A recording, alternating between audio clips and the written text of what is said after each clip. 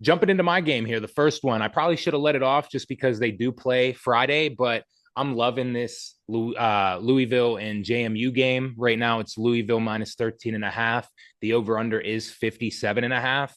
The biggest thing for Louisville is, like I said about Duke, they cannot get off to a slow start whatsoever. They ended up winning big last week against Eastern Kentucky, but I believe they had 12 penalties for 106 yards.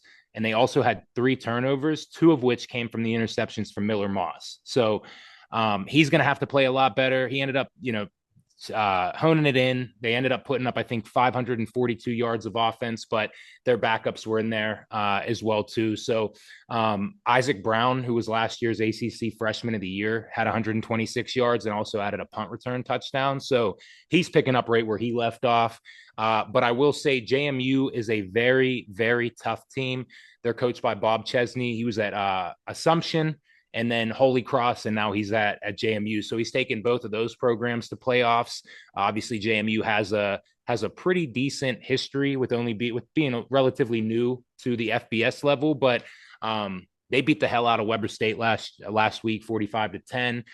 George Pettaway and Wayne Knight, kind of their 1-2 punch at running back. That's going to be nice to see. And I'm a big fan of Alfonso Barnett. He's kind of a dual threat quarterback, can run, can pass. So I like what he has to offer. And the defense, speaking to Louisville, turning the ball over, had 3 takeaways.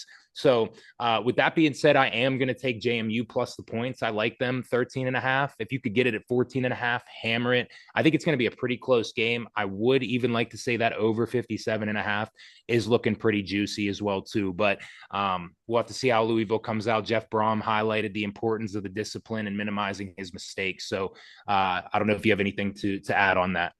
Yeah, I mean, Louisville, their defense is just a lot of question marks. Barnett has proven that he can move the ball. I mean, JMU over the last couple of years, when they first came out, it was a shock, and now it's Mm-hmm. kind of a regular thing for them to be competitive. So yeah, it'll be a good matchup, and I think I'm going to take that. I might give them 14, and if I'm Mm-hmm. if I'm feeling like I want to be really safe, I'll give them 17 and a half. Yeah, I like it. I like it. It'll be they're wearing some clean, icy white uniforms too. I saw. Shout out Uniswag. Like I said before, go give them a follow if you do like seeing uniforms and stuff like that come out. They're tweeting anywhere from high school up to college. And also shout out our bay, excuse me. Pause. Shout out Bay. our boy Daquan Minter. Mhm. He played at St. Francis University, had 2 picks at JMU whenever he was there. I think his sophomore, junior year. So kind of his coming out party. So shout out to you, Day. Yes, sir. Our guy.